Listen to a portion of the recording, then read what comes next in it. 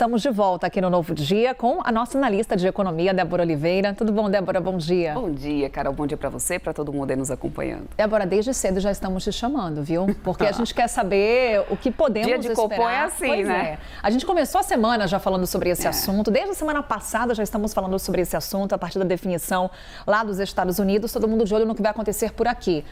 O mercado já dá como certo que o freio de mão está puxado, que a taxa vai ser mantida do jeito que está, inclusive revisando até as previsões para o fim do ano. Exatamente isso, viu, Carol? E até trouxe aqui para poder a gente dar uma olhada em alguns dos tópicos do que a gente tinha do comunicado passado, Carol, para a gente entender um pouquinho o que mudou até agora. Será que mudou alguma coisa? Ou se ainda permanece o cenário que a gente tinha lá atrás ou piorou? É o que a gente vai analisar aqui junto com vocês. Primeiro de tudo, para onde a gente foi em maio? Para 10,5%. Essa foi a decisão da última reunião do Comitê de Política Monetária. Na verdade, esse corte era para ter sido um pouco maior, aí o Banco Central puxou o freio de mão. O que isso significa? Cautela, foi o que ele trouxe exatamente no comunicado, apontando as seguintes coisas. Primeiro de tudo, a decisão ela foi dividida, ela não foi unânime, e esse é um ponto importante que a gente precisa observar agora também, porque muitos esperam que ainda haja uma divisão nessa decisão sobre o corte. Muito também nessa expectativa dessa mudança já da presidência do Banco Central, sinalizações que podem vir a partir disso, o mercado está de olho nisso daqui.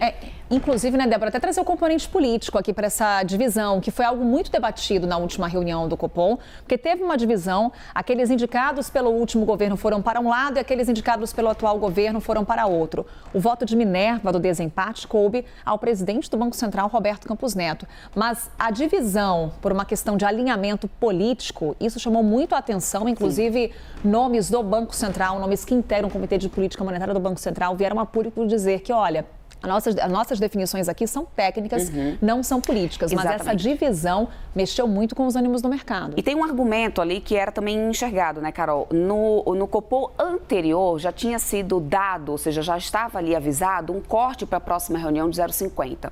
Quando a gente tem uma decisão dessa dividida, que foi o que aconteceu, traz um risco ali muito grande, porque se o mercado já tinha um aviso no comunicado que a próxima reunião vai ter um corte de 0,50 e aí muda tudo que já tinha sido anunciado lá atrás, isso traz um risco e trouxe muito ruído e a gente acompanhou isso acontecer, impactou bastante os mercados, inclusive colocando em queixa essa questão da autonomia do Banco Central, ou seja, foi um risco que foi comprado nessa mudança de divisão. E tinha espaço, já tinha sido contratado esse corte, mas o freio de mão foi puxado. E aí, por que o freio de mão foi puxado? Primeiro de tudo, o cenário internacional que vem sendo apontado desde lá de trás, ou seja, a gente tem um cenário internacional adverso, foi essa palavra ali utilizada, porque a gente não tem certeza sobre o corte de juros lá nos Estados Unidos. A gente teve a última decisão deles agora, mantendo novamente a taxa básica de juros e sinalizando que pode ser que nesse ano tenha um corte. E isso aconteceria só no final desse ano.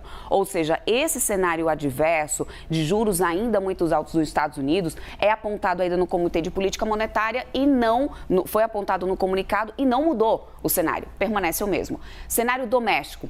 Risco político aqui no Brasil, risco fiscal aqui no Brasil tem sido observado e isso, na verdade, se agravou nos últimos dias, né, Carol? Ou seja, é um cenário um pouco mais negativo do que da última reunião. O próprio mercado já não acredita nessa meta estabelecida pelo governo de zerar o déficit em 2024. Inflação desancorada, foi apontada no último comunicado, permanece mudando esse cenário, inclusive com o Boletim Focus atualizando para cima essa inflação no final do ano, bem acima da meta de inflação, quase beirando os 4%, nossa meta de inflação é 4%, por isso que ele fala que a inflação está desancorada. E a política monetária contracionista, ou seja, eles apontaram no último comunicado que a gente precisa manter essa política monetária mais contracionista, o que significa juros mais altos, que aí é o que o mercado já está colocando para o final desse ano, que essa taxa deve ser a que deve permanecer até dezembro, 10,5%. Ou seja, uma mudança da expectativa. A gente começou 2024 com a ideia de que a Selic pelo menos caísse para um dígito e agora a gente já tem uma aposta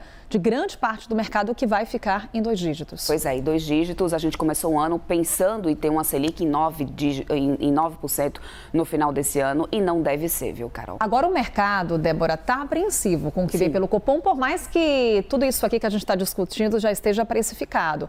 Ontem a gente acompanhou o mercado também nervoso por conta das declarações do presidente Lula com relação ao Banco Central? Isso mexeu com os ânimos? Isso mexeu logo na hora que a gente teve as falas ali do presidente, a gente viu o Ibovespa disparar, inclusive, a gente já teve ali um reflexo, teve reflexo no dólar também. Depois deu uma aliviada, volta de novo a subir, o dólar fechou em alta.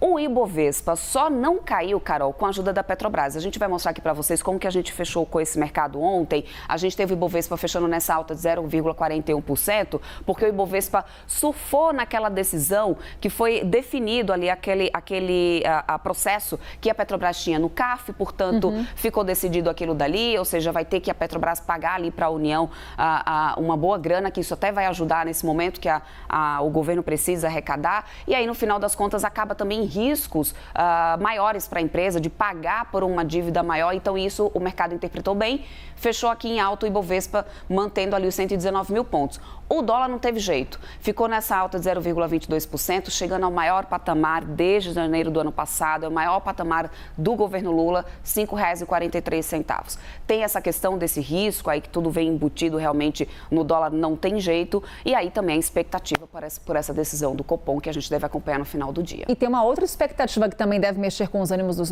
do mercado financeiro, que é, Débora, a definição de algumas medidas que o Senado deve apresentar à equipe econômica com relação à compensação pela desoneração da folha de pagamentos. Seguimos essa expectativa. Na semana passada já houve uma reunião entre lideranças do Senado para a definição de algumas propostas e quem sabe hoje também aconteça essa apresentação do Senado à equipe econômica com relação a essas medidas. Por enquanto, a gente só teve muita reunião acontecendo, muito diálogo, mas ainda nenhuma definição. E enquanto a gente não tem definição, a gente tem reflexo aí nesse dólar, viu, Carol? Vamos falar bastante hoje com a Débora Oliveira. Tem muito destaque da economia nessa edição. Até já, mais. Débora.